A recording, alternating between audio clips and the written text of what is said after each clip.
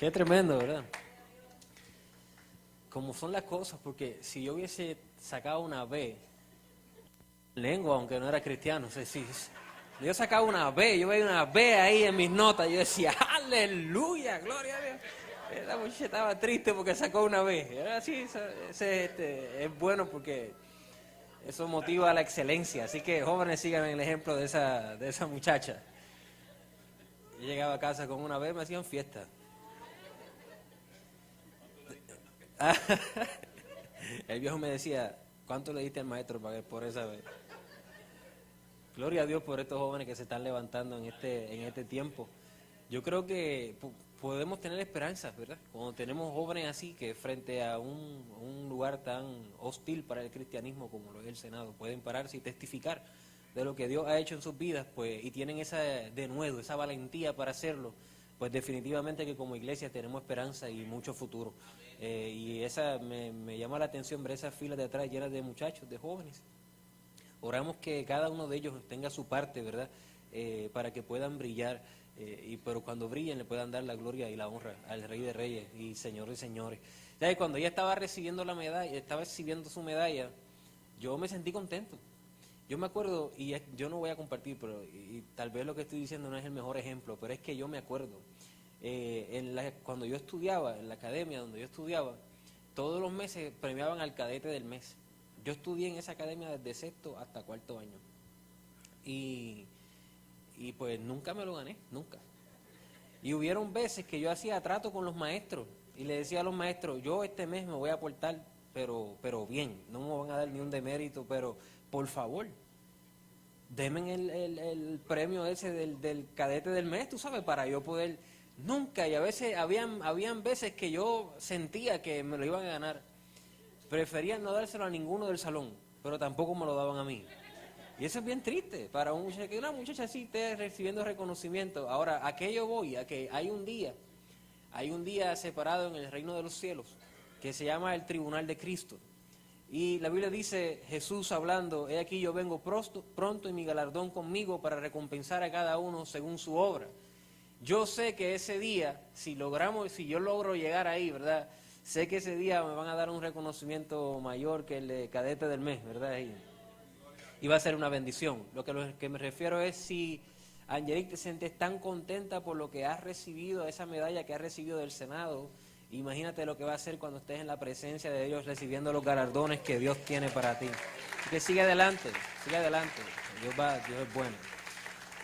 Pues Dios nos ha bendecido muchísimo en este tiempo. Cuando yo llegué aquí hace 2 años atrás, al año de estar aquí, Dios nos dio la oportunidad de poder tomar la responsabilidad de la iglesia en Toalta, que estaba comenzando como una iglesia ya formal. Y Dios en este año que ha pasado, cumplimos un aniversario en febrero pasado, nos ha bendecido muchísimo.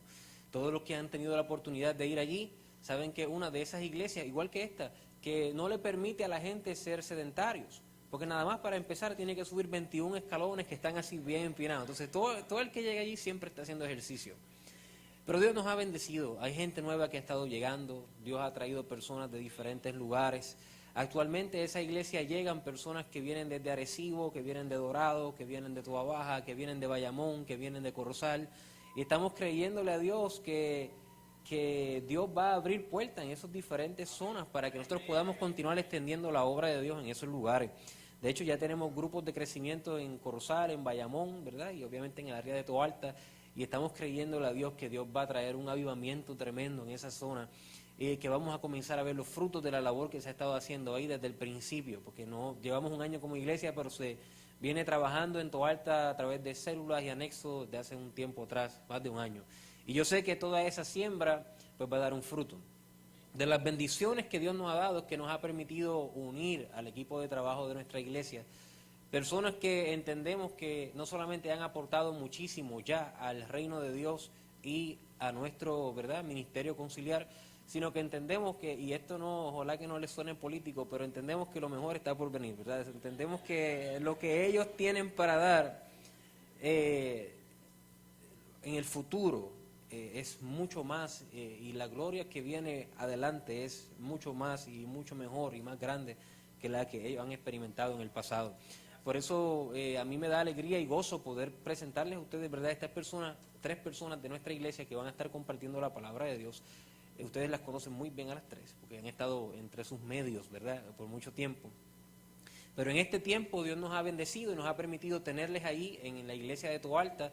Se han convertido en columnas, baluartes, ¿verdad?, en esa iglesia, y han sido de ayuda y descanso, ¿verdad?, para mi vida y la vida de mi esposa. La primera que ustedes van a escuchar es una joven, ella se llama Kerenis Torres, ¿verdad? Y Dios nos ha bendecido. Kerenis está ahora mismo a cargo de lo que es el ministerio de alabanza y adoración en nuestra iglesia. Y yo me gozo con ella porque cuando empezamos, habían cultos que habían 10 personas y a veces habían cultos de 15 personas. Y tú estar en una iglesia donde hay 90 sillas y tener 5 o 10 personas como audiencia, ¿verdad? Hay veces que los ministros de alabanza se desaniman si ven un grupo como este, porque no ven la iglesia llena, se desaniman y empiezan a decirle a la gente, pero diga gloria a Dios, pero levante sus manos. La gente se desespera, ¿verdad? Haga algo, porque no se ve, ¿verdad? Y hubo un día que llegó bien poca gente a la iglesia y yo estaba probándole. Yo dije, vamos a ver cómo ella hace el devocional, porque no es fácil pararte ahí a hacer un devocional que tú has preparado, que has orado, y de momento llega y no hay prácticamente nadie. Y esa muchacha agarró el micrófono y ha hecho un devocional como si hubieran 1000 personas en la congregación, con un gozo, con un corazón. Yo no sé si ella tenía los ojos cerrados para no ver que no había nadie, pero ella lo hizo con una gracia especial, y a mí ha bendecido de verdad mi vida. Entonces, en estos días, en la reunión de nuevos convertidos, le dimos la oportunidad para saludarles, y mi papá estaba allí también, y ambos llegamos a la conclusión, dijimos, esa muchacha tiene mucho que aportar en el reino de Dios, ¿verdad? Después de ella van a estar escuchando al hermano Waldemar Martínez, que viene segundo al bate, ¿verdad? Waldemar es una persona que también llegó hace ya, casi nosotros llegando a Toalta también llegaron ellos, y Dios nos ha bendecido, ¿verdad? Y ahora mismo están haciendo algunos trabajos de discipulado y algunos trabajos esperando, ¿verdad?, que tomen algunas responsabilidades dentro de la congregación y la extensión de nuestras iglesias futuras. Y confiamos en Dios, ¿verdad?, que esta pareja pueda desarrollarse y pueda desarrollar su ministerio ahí en nuestros medios. Y después de Waldemar Martínez va a estar la hermana Inés Negrón en el tercer bate, ¿verdad? Y la hermana Inés ha sido una bendición grande para nuestras vidas. Yo estoy a cargo del grupo de crecimiento en Bayamón, y a veces yo las pongo a hablar, y cuando ella comienza a hablar es como una bendición tan grande escuchar lo que ella tiene que decir, las experiencias que ha tenido. Esta es una hermana de 1000 batallas, y es una bendición grandísima para nosotros poder tenerla ahí en la iglesia en Toalta. Siempre dice algo, siempre, o ya sea a través de broma, o a través de chiste, o a través de notas que me envía por el teléfono o Facebook, pero siempre dice algo que alinea mi vida, ¿verdad?, con lo que Dios está haciendo en ese tiempo. Así que yo oro, vamos a orar, ¿verdad?, que la palabra que Dios ha puesto en la vida de ellos tienen 15 minutos cada uno, ¿verdad?, para exponer lo que Dios ha puesto en su corazón. Si ustedes me ven que yo me paro y empiezo a hacer así y así, no se asuste, que le estoy diciendo que ya el tiempo se les acabó. Pero oro que de lo que Dios le ha dado a ellos, ustedes puedan ser hoy grandemente bendecidos y edificados. Cada uno de ellos tienen sus testimonios, tienen sus vidas, tienen sus desiertos, sus bendiciones, y eso es lo que hace un mensaje denso, ¿verdad? Eso es lo que hace un mensaje. No solamente tener algún conocimiento de la palabra de Dios, pero las experiencias que se ha pasado, eso hace un mensaje diferente. Las personas que lo escuchan dicen, no solamente está hablando por hablar, yo creo que está hablando algo que ha pasado. Y creo que ellos, los 3, han tenido experiencias que entiendo yo que la palabra que Dios ha puesto en sus labios para hoy va a bendecir mucho a la congregación. Fue un error mío el que no pudieran llegar más hermanos de la iglesia de Toalta. El domingo pasado era el día en que lo tenía que anunciar, pero también estaban celebrando mi cumpleaños, así que yo estaba de fiesta, de party, y no anuncié nada. Esa es una unción transferida de herencia, es herencia. Pero aún así hay algunos hermanos que nos acompañan hoy, y es una bendición poderles tener a ellos aquí en nuestra casa. ¿Estás ready? Pues vamos a orar, vamos a darle gracias a Dios. Padre, te doy gracias, Dios, por tu amor y por tu infinita misericordia, Dios mío. Oro, Señor, que tú bendiga, Dios amado, mis hermanos, Señor, en la palabra que va a ser expuesta, Dios eterno, por la vida, Dios, de estos hermanos que han estado por años sirviéndote, Dios, por años atravesando, Señor, diferentes situaciones difíciles y también diferentes situaciones positivas, Dios, que de lo que les has dado, oh Dios, ellos puedan compartir con tu iglesia, Señor, tu gracia, tu unción, Dios mío, sobre todas las cosas, su sinceridad y honestidad, Dios, pueda estar en sus corazones para poder hablar una palabra, Dios mío, que salga desde el corazón, Señor. Inspirada, Dios, en tu palabra, en tu presencia, tu Espíritu Santo, Dios mío, lo pongo en tus manos. Oro, Dios, que calme sus nervios y algunos, Señor, y que ellos puedan compartir lo que tú has puesto en sus corazones. En el nombre de Jesús te damos gracias, Señor. Amén. Y amén. Siempre ayuda a un predicador cuando la audiencia le recibe animada, positiva, con aplauso. Así que vamos a darle un fuerte aplauso a Kereni.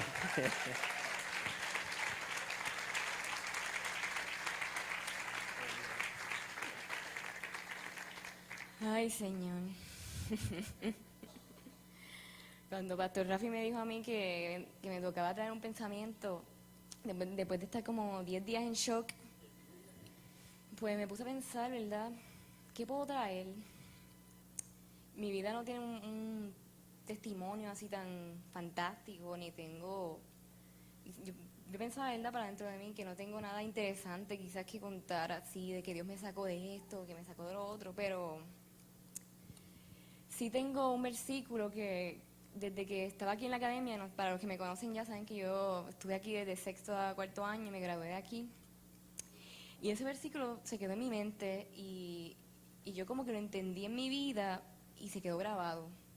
Y ese fue el que yo escogí para hoy, ¿verdad? Y el que sentía en mi corazón traer. El versículo se encuentra, no sé si están proyectando hoy, pero se encuentra en Génesis 41. Es el capítulo 41 del 50 al 51. ¿Puedo tomar esta agua? Sí. Así que si la encuentran, dicen amén. Génesis 41 del 50 al 51.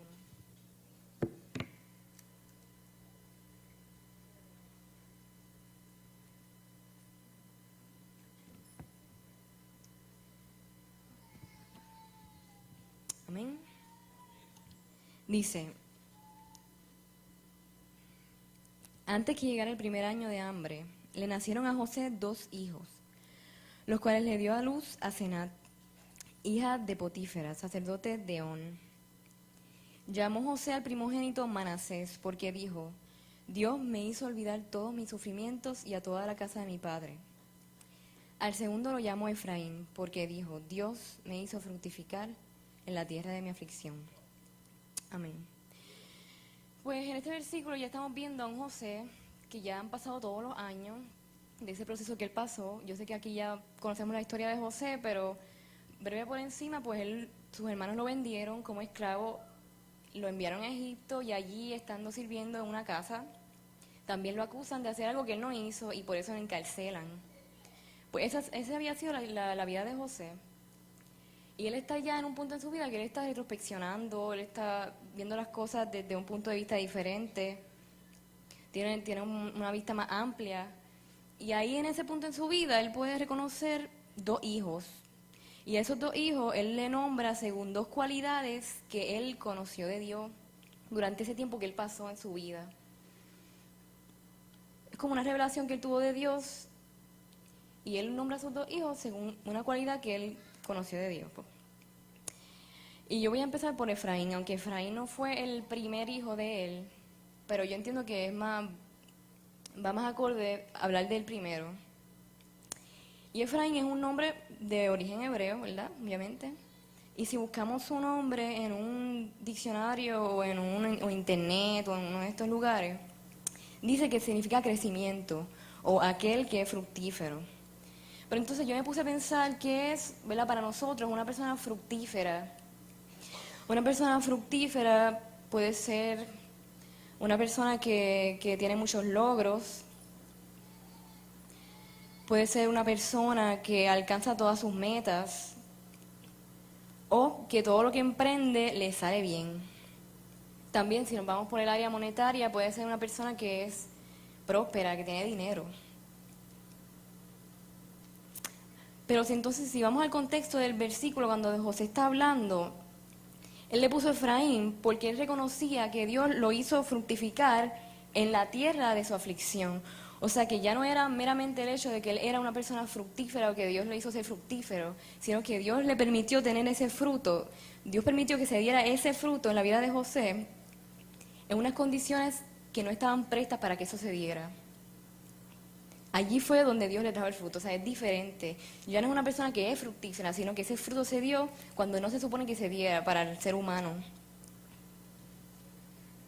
Y si yo busqué un interlineal hebreo, y él le dice la tierra de su humillación, esa es la traducción literal. Y bajo esas condiciones fue que bajo esas condiciones que no se supone que se diera el fruto, fue que se dieron. Pero ¿cuáles eran esas condiciones? ¿En dónde fue esa tierra de humillación que José pasó? Que ese fruto se dio. Número 1, en el sentimiento de abandono que él tuvo durante muchos años. Y cualquier parecido a la realidad es coincidencia, ¿verdad? En el sentimiento de injusticia que él atravesó, no una vez, sino varias veces en la vida de él. Número 3, en el sentimiento de enojo profundo que él sentía. Y número 4, en la traición que él atravesó, específicamente de sus hermanos y también de donde estaba sirviendo en aquella casa, en Potifar.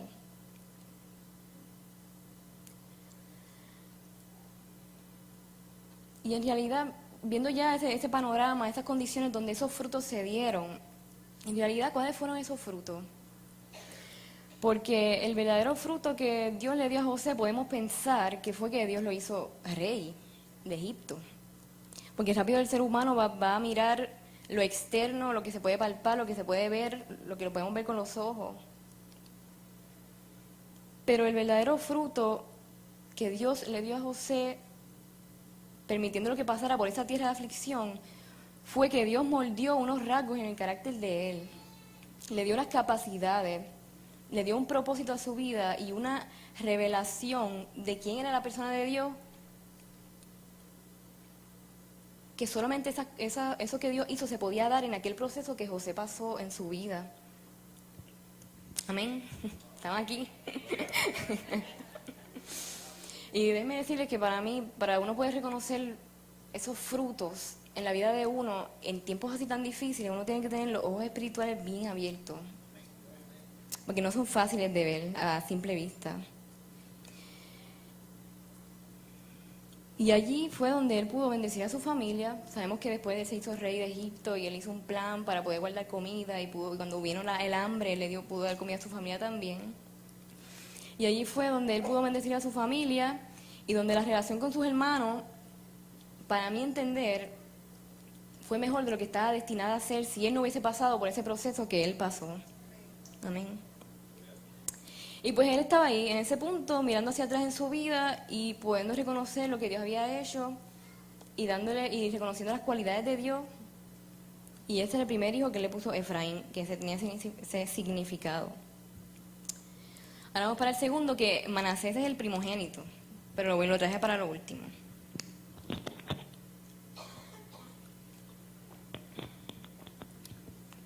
Manasés, vamos a hablar ahora de Manasés.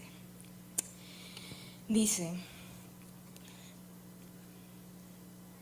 él lo llama Manasés porque él está representando esta idea de que Dios lo hizo olvidar todo su sufrimiento y a toda la casa de su padre. Y este concepto de Dios me hizo olvidar lo que representa es la sanidad.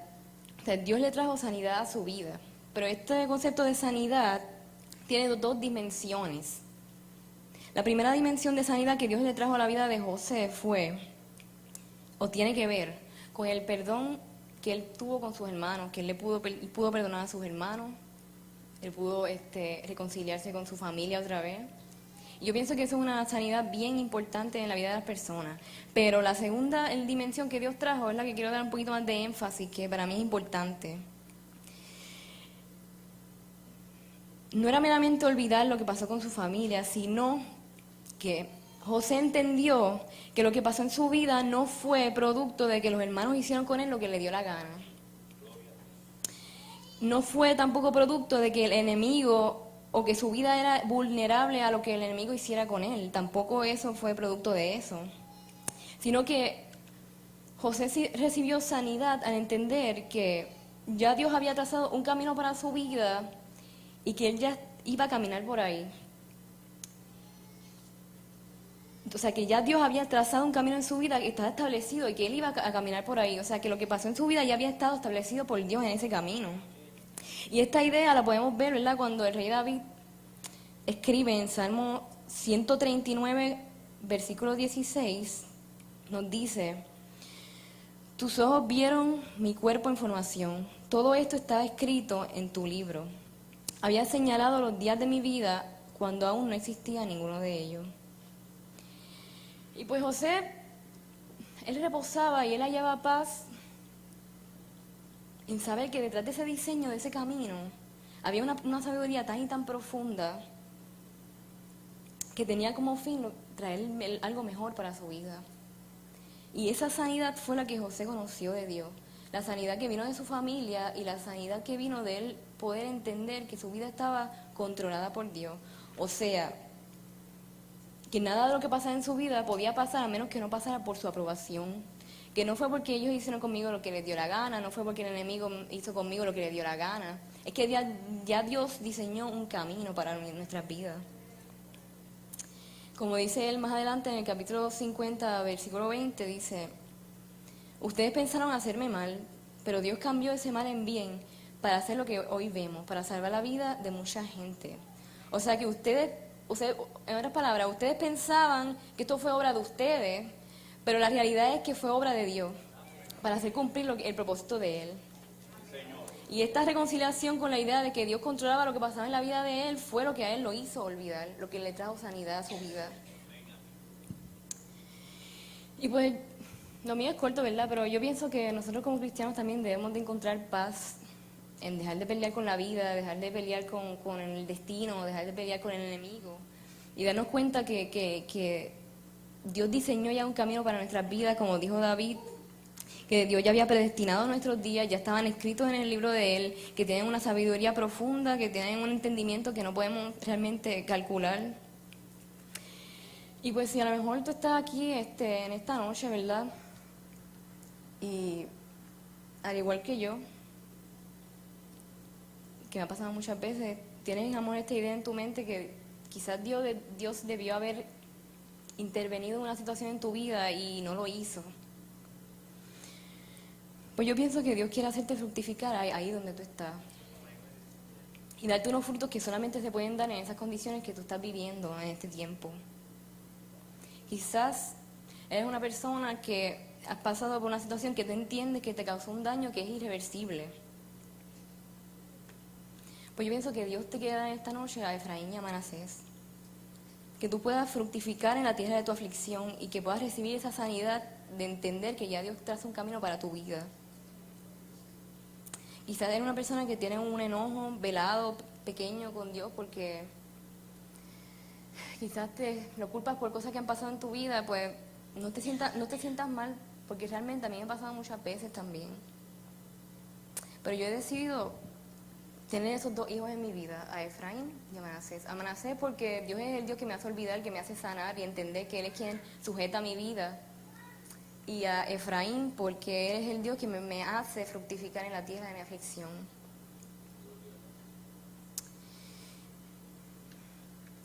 Y yo creo que esto que Dios trajo a la vida de José también era para que él conociera quién era él y quién era la persona de Dios. Y él se reveló a su vida de esa forma. Y con esto era que yo lo quería dejar esta noche. Una palabra corta y un mensaje, un pensamiento, pero que puedan tener, cuando estén pasando por una situación en su vida que a lo mejor no entiendan o que entienden que Dios está inactivo, que no ha hecho nada, entiendan que Dios los va a hacer fructificar en la tierra de su aflicción y que Él los va a hacer sanar también. Amén. Amén.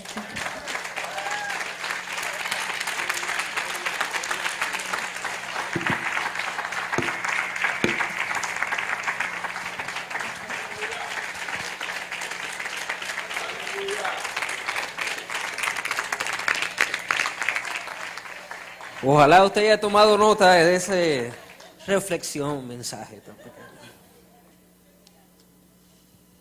A veces esperamos estar en el mejor momento, en el mejor lugar, para entender que ahí es donde Dios quiere hacernos fructificar y darnos frutos. En la tierra de tu aflicción, Dios es tan poderoso, que en la tierra de tu aflicción, ahí te hace fructificar, ahí te hace prosperar. Me llama mucho la atención lo que ella dice cuando habla de los hermanos, de la relación que había entre los hermanos. Tú sabes, cuando tú lees la historia te das cuenta que esa era una relación que estaba deteriorándose cada vez más y cada vez más. Pero a través de ese proceso, la relación entre ellos se fortalece a tal punto que logran ser una de las naciones más unidas en la historia y actualmente todavía son una nación unida y cerrada, y entre ellos se cuidan y se protegen a través de ese proceso de José. Increíble que la revelación, ¿cómo yo puedo perdonar? ¿Cómo yo puedo sanar? Tener la revelación de que Dios es el que está en control del proceso y no el hombre o el enemigo. Eso hace que uno pueda decir, ¿sabes qué? Lo que me ha ocurrido no ha sido lo mejor, pero Dios ha estado en control. Y si Dios está en control, todo va a obrar para bien. Amén. Excelente. Waldemar Martínez. Dios le bendiga, iglesia. Gracias. El púlpito me trae muchos recuerdos. Saludos a la iglesia de Manatí, de parte de mi querida esposa Anabel, que está por la parte de atrás dándole comida a mi sobrina nieta, que andamos con ella también, porque su mamá no podía llegar a tiempo para recogerla, y como todos saben, nosotros residimos en Bayamón, y pasar de Bayamón a Manatí para estar aquí a las 7:30 de la noche es un poco tedioso. Cuando llegamos al peaje de Dorado, habían 6 carriles para entrar a 2 en el puente de Dorado, y ahí nada más nos tomamos 47 minutos, medidos, hermano, en ese tramo. Así que, nada, con la gracia de Dios, aquí estamos. Saludos de mi esposa y de mi parte. Saben que los amamos mucho en el Señor. Tengo muchas experiencias bonitas en esta iglesia por 3 años. Y todavía las vamos a tener, no se preocupe. Yo no voy para ningún lado, ni usted tampoco. Amén. Vamos un momentito a Marcos 12, por favor, si son tan amables. Marcos 12, 28 al 34, vamos a leer. Cuando lo tenga, diga amén.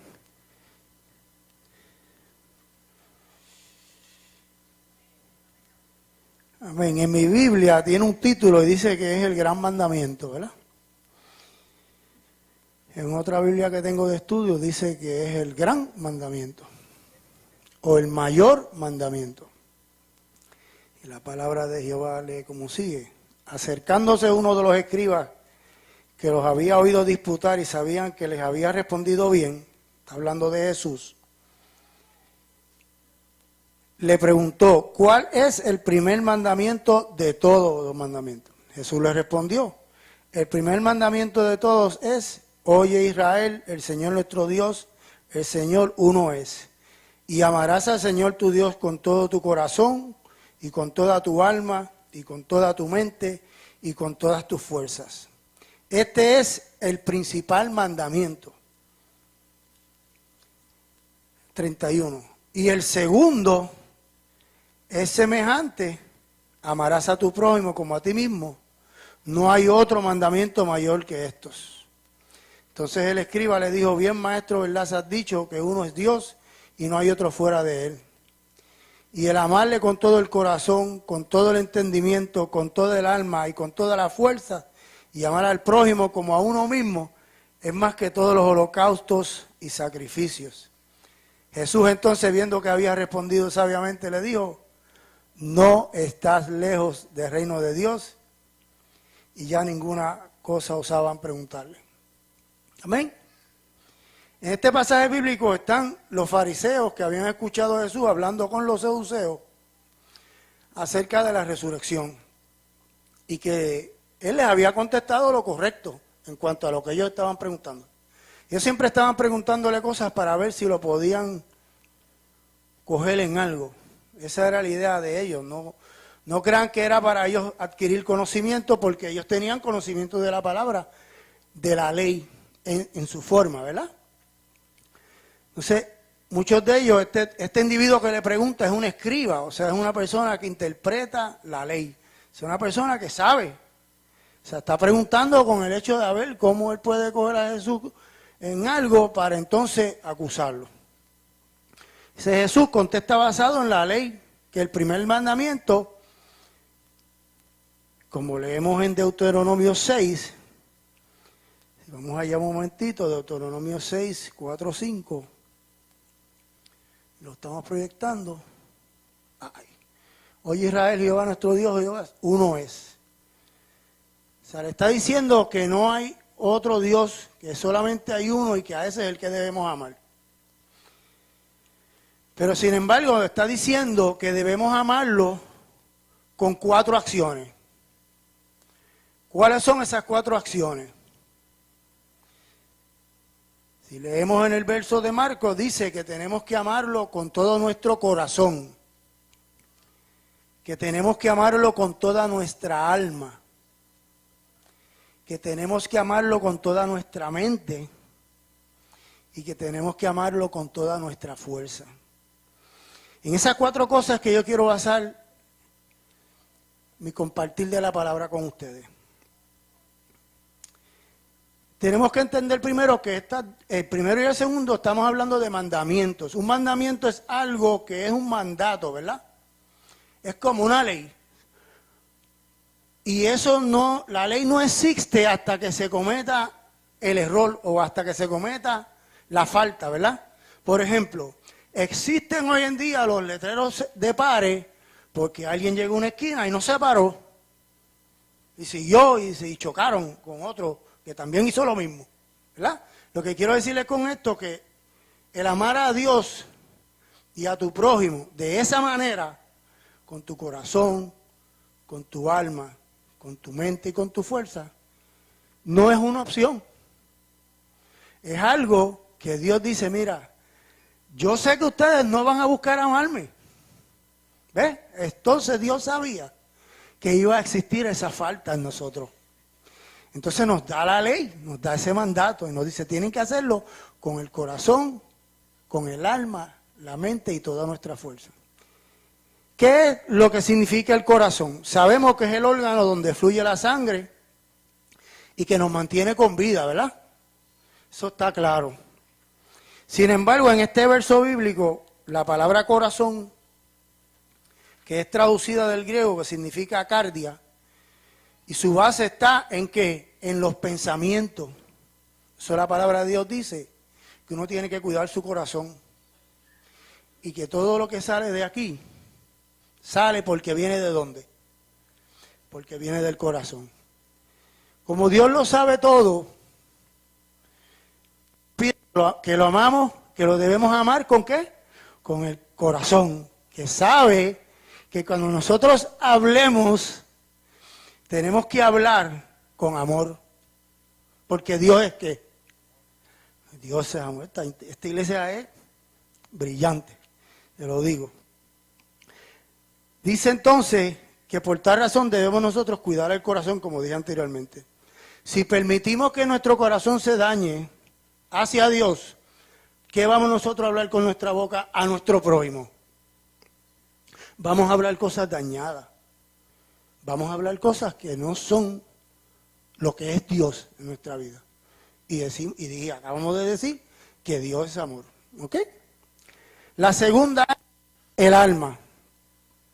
Una de las definiciones del alma es que esto es lo que organiza el dinamismo vegetativo, ¿verdad? También es lo sensitivo y también es lo intelectual de la vida. Para los creyentes sabemos que el alma es la sustancia espiritual e inmortal de cada ser humano. Por lo tanto, el día que usted se muera, se va a morir su cuerpo, pero su alma no. No va a morir porque su alma se va con el espíritu y eso es eterno. Si Dios sopló en nosotros un aliento de vida, sopló ese espíritu y esa alma, sopló algo eterno.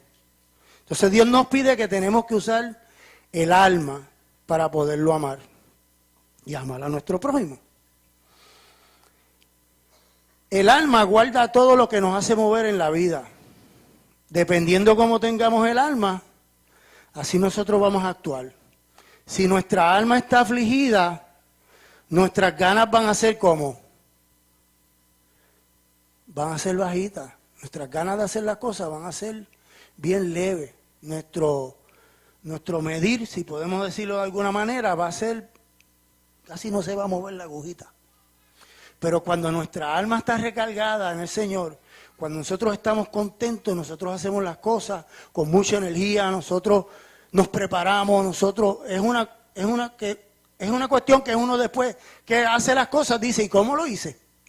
Pero es porque nuestra alma está cargada. Entonces, lo tercero que nos pide que usemos es la mente. El significado de la palabra mente en ese verso específico, si usted busca un diccionario Strong, va a ver que la palabra mente aparece en muchos sitios en la Biblia, pero en ese verso en específico habla de dianoia, que es el pensamiento y el entendimiento de nuestro conocimiento. Es que nuestra inteligencia, todo nuestro potencial intelectual, todos nuestros propósitos y voluntades en la vida. O sea que todo lo que nuestro corazón y nuestra alma hace, lo analiza ¿qué? Nuestra mente. Y si nuestra mente no está llena de lo que tiene que estar lleno inteligentemente, nuestro corazón y nuestra alma no va a funcionar correctamente delante de Dios. Dios ya lo sabía desde un principio. Por eso lo hace un mandamiento, lo hace una ley. En otras palabras, nos está obligando, ¿verdad? Nos dice que es obligado, que eso no es algo que es una opción. Entonces, la cuarta cosa que nos habla es la fuerza. Y sabemos que a veces no tenemos fuerza, pero Dios da ¿qué? ¿Fuerza a quién? Eso dice la palabra de Dios. Y si Él lo dice, yo lo creo. Entonces, la fuerza, traducido del griego, en este verso en específico, habla de poder y de potencia. Esto significa que es todo nuestro empeño. Y nosotros debemos amar a Dios con toda nuestra fuerza, con todo nuestro poder. O sea, que todo lo que esté a nuestro alcance, toda la potencia que podamos tener. Si usted no se siente recargado, usted va a la presencia de Dios, Dios lo recarga, le da esa potencia y usted se llena de ¿qué? De amor, de lo que es Dios, ¿verdad? Para poder amar ¿a quién? A nuestro prójimo. Porque Jesús, fíjense que en la ley en Deuteronomio, si seguimos leyendo después de Deuteronomio, en la parte que leímos, habla de ese primer mayor mandamiento, pero no enfatiza en el segundo mayor mandamiento, no enfatiza en que debemos amar a nuestro prójimo como a nosotros mismos. Sin embargo, Jesús ata las dos cosas. Y le está hablando a gente que saben de la ley, ¿ok? No está hablando con Pepito el de la esquina, está hablando con los fariseos y los saduceos. Y eran gente que sabían la ley. Y él ata las dos cosas, porque es imposible que nosotros amemos a Dios con todo nuestro corazón, con toda nuestra alma, con toda nuestra mente y con toda nuestra fuerza, y no podemos amar a nuestro prójimo. Es imposible. Pero como Dios sabe que nosotros no lo íbamos a hacer, lo hace un mandamiento, lo hace una ley. Perdónenme, ¿verdad? Porque es que tengo que pasar la página de la laptop. Entonces, esa es la manera que debemos amar a Dios. Con todo nuestro corazón, con toda nuestra alma, nuestra mente y nuestra fuerza. Bien.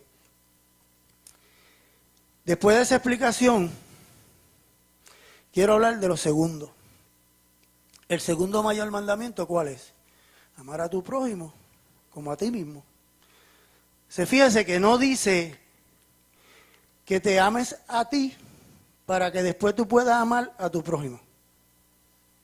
No lo dice en ese orden, porque es imposible.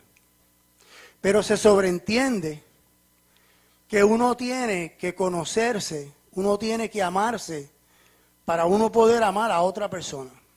Si yo no tengo ninguna apreciación de mí, a pesar de todo lo que yo haya pasado en mi vida, si yo no tengo ninguna apreciación de mí, yo no puedo apreciar a mi prójimo. Entonces, si yo no me amo con todo mi corazón, con toda mi mente, con toda mi alma y con toda mi fuerza, aunque suene egoísta, porque así somos nosotros, nos ponemos muy espirituales y decimos, pues no puede ser, porque tiene que ser el prójimo. Hermano y hermana, mi amigo que se encuentra aquí en esta noche, usted tiene que aprender a amarse a usted mismo para poder amar a otro. Es ese orden. Si yo no tengo ningún respeto por mi vida, ¿por qué la sociedad está como está? ¿Por qué la juventud está como está? Porque no se respetan, no se quieren. Entonces pueden hacer lo que ellos les dé la gana, lo que ellos les plazca con el prójimo. Pero entonces Dios, como lo sabía, lo hace un mandamiento. Nos pide que nosotros tenemos que aprender a amarnos con todo nuestro corazón, con toda nuestra alma, mente y fuerza, para entonces amar al prójimo. Y entonces, ¿cómo debemos amar al prójimo? De la misma manera que amamos a Dios. Qué difícil se nos hace, hermano, mi hermana. Qué difícil se hace eso. Porque el hermano a lo mejor no tiene la revelación que tiene usted de lo que es el amor de Dios.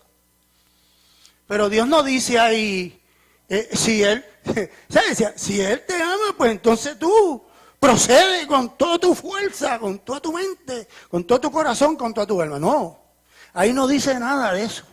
Ahí no dice nada del prójimo. El mandamiento es claro, es para nosotros. Nosotros somos los que tenemos que amar al prójimo, independientemente si el prójimo te ama o no te ama a ti, si tiene la revelación o no la tiene. Amén, hermano. No se dé coraje conmigo, por favor, porque me están mirando mal.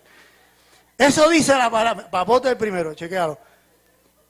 Eso dice la palabra de Dios.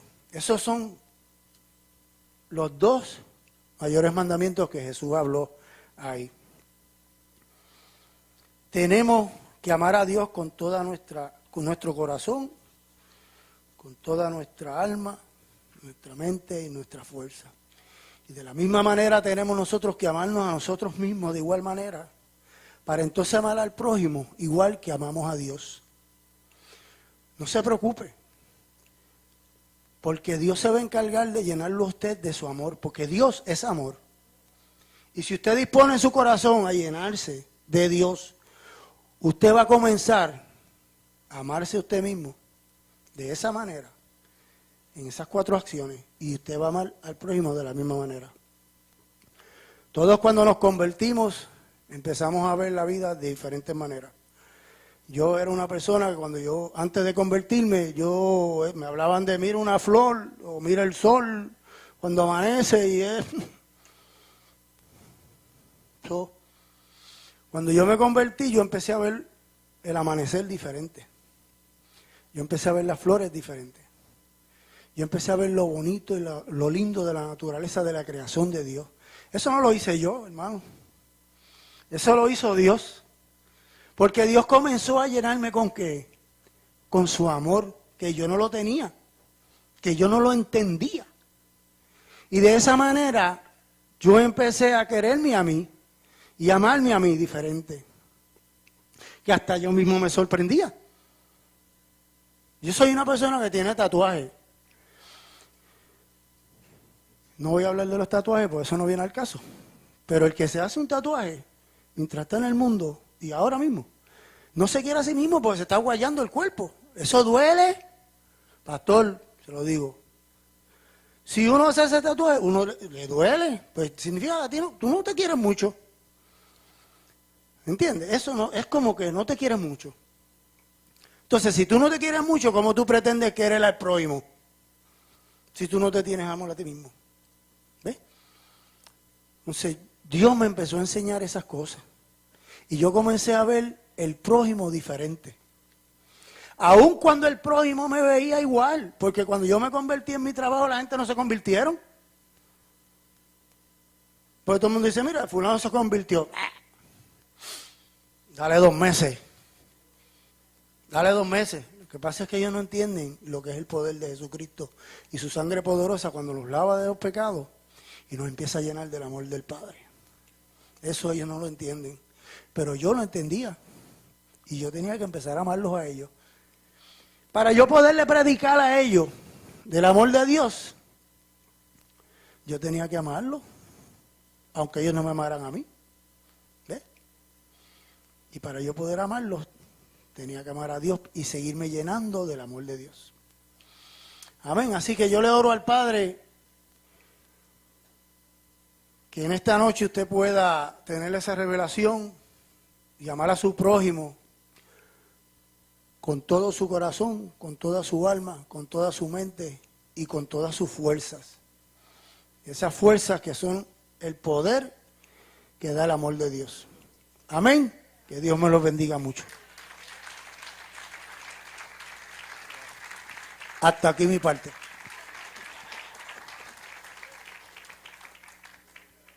Cosas importantes.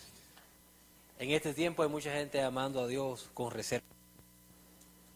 Se entregan a Dios, vienen a la iglesia, pero no aman a Dios con todas sus fuerzas, con todo su corazón. Esa palabra todo tiene un significado. ¿Cuál es? Todo es todo, todo es todo. Y no hace sentido entregar y amar a Dios con reservas en nuestra mente, es decir, algunas cosas te las doy, otras me las quedo, reservas de nuestras fuerzas. Dios demanda que nosotros hagamos todo. Me llamó mucho la atención un punto que Waldemar hizo mucho énfasis, de cómo la ley viene porque hay gente que no obedeció ese mandamiento antes. Y habla acerca del pare, ¿verdad? Cómo alguien se tuvo que haber inventado el pare porque presenció un choque espantoso, tal vez nos estaban comiendo todo el mundo. Y Dios en su misericordia, sabiendo que nosotros no íbamos por naturaleza a obedecer ese mandamiento, pone la palabra de Dios ahí y lo hace una orden, ¿verdad?, para todos nosotros. Otra cosa que me llamó la atención es el hecho de que hay que amarse a uno primero para poder amar a los demás. Déjeme decirle algo. Y esto es un ouch o un ay. ¿Sabe que cada vez que usted se critica a usted mismo, usted critica la obra maestra que Dios ha hecho?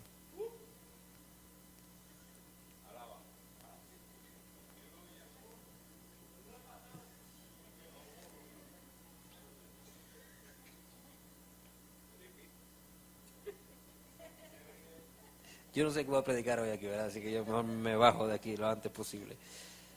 No, la verdad es que yo le decía a mi esposa hoy cuando venía, tú y yo nosotros necesitamos, aunque somos personas bastante optimistas, necesitamos aprender a ser personas que nos veamos a nosotros y a nuestras circunstancias de una manera diferente. Y con lo que Jereni habla, diciendo de que Dios te puso ahí, Dios es el que está a cargo, más vale que nosotros empezamos a mirar las cosas que nos están pasando como algo positivo en nuestra vida, como parte de lo que Dios está haciendo en nuestra vida. Aprenderse a amar a uno mismo y amar las circunstancias que uno está, eso es vida, eso es vida.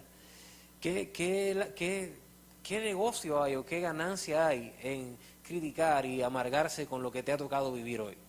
Mira, la vida no va a durar mucho tiempo. Si usted es bastante fuerte, probablemente durará unos 80, 90 años. Si tiene alguna bendición de durar más de los 90 y bien, pues Dios se lo bendiga. Pero para algunos de ustedes ya le queda poco tiempo.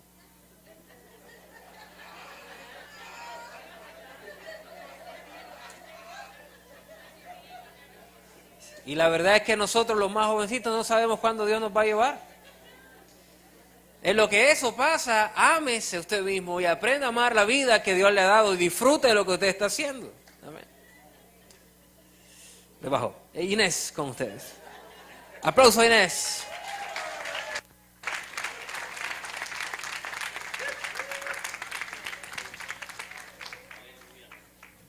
Eso decía David Barlow, que en unas convenciones hace años atrás se pasaba diciendo, no, que ya yo estoy viejo, tengo que levantar al que viene detrás de mí. Y después otra convención dijo lo mismo, yo estoy viejo. Y una de esas convenciones se levantó el hermana Jill y le dijo que no estaba viejo a nada, que él estaba empezando a cumplir el propósito de Dios en ese tiempo y como que no lo he visto y no lo he vuelto a oír más diciendo eso. Está trabajando y está como que va a vivir bastantes años más.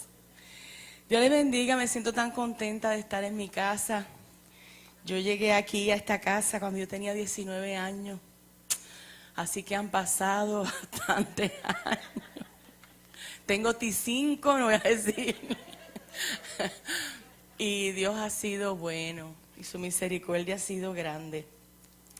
Keren y yo no nos pusimos de acuerdo para hablar esta noche, ¿verdad? No está Keren y que no la veo por aquí, salió, ¿verdad? Es increíble, ¿verdad? Como un hilo, llega otro hilo, como dice la palabra de Dios. Nunca entenderemos los caminos de Dios. Nosotros nunca terminaremos de entender cómo Dios es que trabaja en el corazón del hombre. El por qué Dios trabaja en el hombre de la forma en que lo hace. El por qué trastorna todo nuestro escenario de un día para otro, cuando estábamos tan tranquilos y no esperábamos que nada nuevo aconteciera, ¿verdad?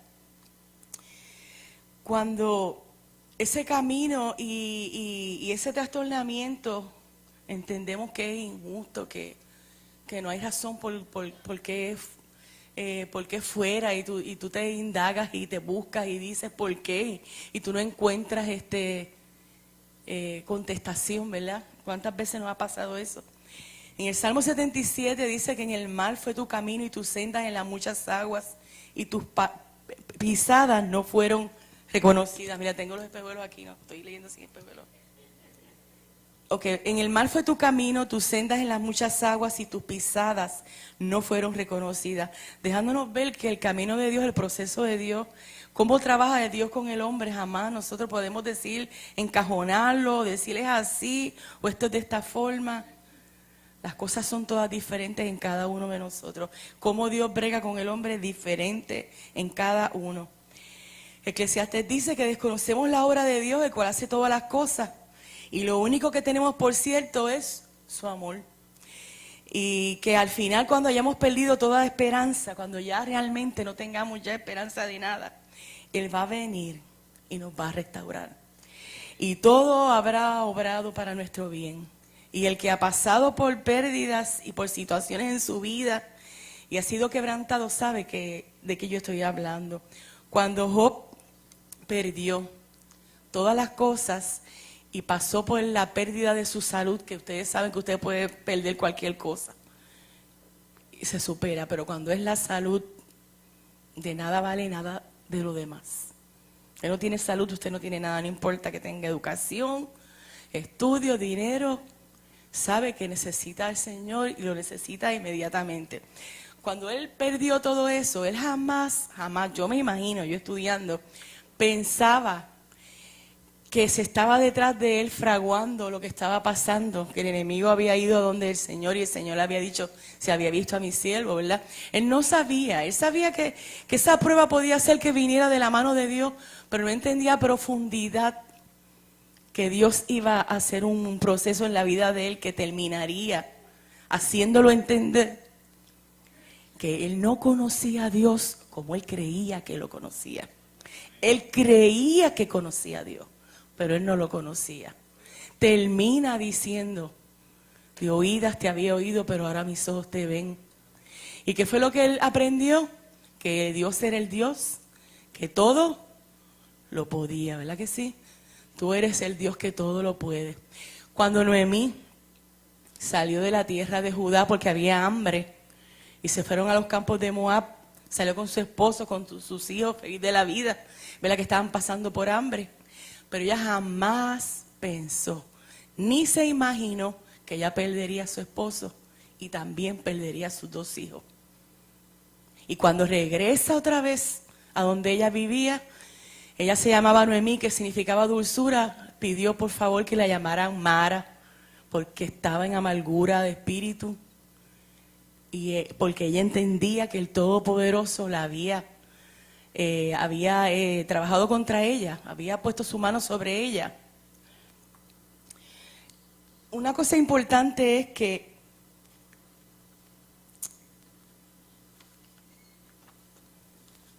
nosotros, cuando estamos pasando por todas esas tribulaciones y esos procesos, no podemos ver, o sea, entendemos que es Dios, pero no podemos ver la mano de Dios, es que no se puede ver, es bien difícil. Es algo que la persona que lo está atravesando no encuentra, o sea, es muy alto el pensamiento. No podríamos explicar por qué exactamente es que Millo, ejemplo, está pasando por lo que está pasando. Podemos buscar una lista de cosas, pero casi siempre es muy superior a lo que nosotros creemos. Está bien fuera de lo que usted está pensando, porque Dios está trabajando una cosa que es más alta que nuestros pensamientos. Nosotros no lo podemos entender. Es pura sabiduría de Dios. Como decía Kereni, que todo lo que ocurrió al final obraba para bien en esas personas, pero ellos no lo entendieron así. El salmista en el Salmo 46, un verso que yo estuve compartiendo con el pastor Rafi, que creo que él lo mencionó, en el verso 8, si lo pueden poner, Salmo 46, verso 8. Ok, dice, venid, ved las obras de Jehová, que ha puesto asolamientos en la tierra. Y yo estaba viendo que el salmista se dirige y habla en el Salmo 46, después que dice, Dios es nuestro amparo, nuestra fortaleza, nuestro pronto auxilio en la tribulación, y empieza a traer todo ese retrato. Al final, llama para que nosotros veamos los asolamientos que Dios ha puesto como una obra de Dios. ¿Me entienden lo que le quiero decir? O sea, un asolamiento, ¿qué es? Yo estaba buscando lo que asolamiento es, y es destruir un territorio o todo lo que hay en él y que no quede nada vivo. Arrasa, desola y devastar esa tierra. Es algo que no me venga a mí a decir. Ven y ve lo que la obra de Dios. Ustedes saben cuando pasa una tormenta, cómo queda Puerto Rico, todo destrozado. Eso es un asolamiento, donde no queda nada vivo, donde de lo anterior ya no queda nada. Y uno piensa, Dios, pero ¿cómo hay regocijo en eso? ¿Cómo el salmista dice que vengan y contemplen esas obras? Y te preguntas, ¿por qué el salmista dijo eso, verdad? Como si esto fuera un paisaje precioso y digno de ver. Eso causa dolor, hermano. Cuando pasa la prueba, cuando Dios viene y pasa la mano y arrasa con todo y arranca cosas de nuestra vida y te quita y tú pierdes y ya no estás ni en el terreno donde estabas antes y todo es como que pasajero y no tienes de qué agarrarte. Pero el mismo que crea los asolamientos, también dice más abajo, que crea las guerras y hace cesar las guerras hasta los confines de la tierra. De otra forma determina cuándo comienzan las cosas y cuándo terminan. Él es el Dios que todo lo puede, que todo lo hace. Y dice al final que es una obra del Señor. Así que nosotros, ¿qué podemos hacer? Rendirnos a esa obra, ¿verdad? Y entender que no es lo mismo ser espectador de una calamidad que ser el personaje principal. Porque cuando, ay Millo, por favor, cuando, está quitando la seriedad de la situación. Cuando usted está viendo una calamidad de lejos es una cosa, pero cuando es usted es que la está atravesando es otra, ¿verdad? Yo he pasado por varias pérdidas y créanme, es algo doloroso. No sé, me voy a mandar aquí a levantar las manos cuántos han experimentado pérdidas. Y cuando yo digo pérdida puede ser hasta de la cosa más pequeña hasta la más grande. Porque nosotros estamos teniendo pérdidas constantemente. El ser humano pierde muchas cosas. Y nos amaneceríamos haciendo una lista de cosas que usted pierde, pero que causan dolor, dolor profundo. Y uno se pregunta, ¿qué yo hice mal? ¿Por qué si yo estaba allá tan tranquilo me trajeron para acá? ¿Y por qué si yo estaba aquí me mandaron para allá? ¿Y por qué si yo estaba tan bien, mira lo que estoy pasando? ¿Y por qué si yo di toda mi vida para esto? ¿Por qué me ha estado ocurriendo esto otro? ¿Por qué? ¿Por qué? ¿Sabe que yo me hice esa pregunta por muchos años? Yo estuve preguntándome, Señor, ¿pero por qué? Si yo te serví de mi juventud. Y yo con sinceridad te di mi vida. ¿Y por qué, Señor? Después de muchos años comencé a entender el amor profundo de Dios sobre mi vida. Y que la hora más oscura para mí fue cuando Él me dejó ver quién Él era. Y eso es bien importante. Cuando tú estás en oscuridad y en quebrantamiento, No hay una hora más importante en donde tú vas a ver a Dios como lo vas a ver en ese tiempo. Fue el momento más preciado y acertado de Dios sobre mi vida. Fue todo un privilegio que Él me permitió porque me amaba. Busqué a Dios en cada una de esas pruebas y aprendí a conocerlo y a escuchar su voz, a depender de su amor, y fue mi mejor tiempo. Él me quería acercar a Él y que entendiera que todo, absolutamente todo, venía de sus manos y que Él era el Dios que todo lo podía. Cuando usted llega a esa conclusión de que usted ve que no queda nada, que se arrancó toda esperanza de cualquier cosa que pueda traer a su vida lo que usted ha querido, o traerle el éxito, o arreglar la situación donde usted se encuentra, o traerle la salud, o devolverle un trabajo que perdió, o estabilizar la situación que estaba a su alrededor, y no se da, usted entiende entonces y aprende a entender que Dios es el Dios que restaura, que levanta otra vez, que de donde no había nada, abre puertas, saca ríos en el desierto, en la soledad. Hay una esperanza para aquel que ha puesto su confianza en el Señor. Y nosotros tenemos que entender que en todo proceso de nuestras vidas, Dios siempre, siempre al final va a abrir la puerta de salida, y entonces entenderemos muchas cosas que no entendíamos en ese momento. Jeremías dice que en 31:28, lo puedes poner, Jeremías 31:28, que como velé sobre ellos para arrancar y para derribar, para derrocar y para destruir, para traer calamidad, así velaré sobre ellos, para edificar y para plantar, así dice el Señor. El Señor está hablándonos que estuvo un tiempo bregando con el corazón y hizo ciertas cosas. Viene un tiempo donde Dios va a edificar y nuevamente va a plantar cosas nuevas, va a traer bendición, va a edificar su casa. Entonces Él va a poner lo que su voluntad quería poner. Él va a sembrar lo que Él quería traer. Y velar significa, porque Él está hablando aquí, que así como yo velé sobre ustedes, significa cuidar a alguien o algo con atención e interesarse grandemente con celo vigilante, hablando de que la desolación, el asolamiento es tan de Dios como cuando Dios nos edifica. Y en las dos cosas hay bendición. Si como Job al final podemos terminar y decir, de oídas te había oído, ahora mis ojos te ven. Y ahora entiendo que tú eres el Dios que todo lo puede, que no hay imposible para Él, porque la posición de Job era de lepra, era una enfermedad que no se iba a sanar jamás, había perdido todo, y donde no había esperanza, Dios lo levantó, Dios lo sanó, Dios le dio una esperanza, Dios cambió su territorio, Dios lo prosperó, lo bendijo en toda la pérdida, le regresó el doble lo que él había tenido. Y él pudo ver y entender el propósito de Dios.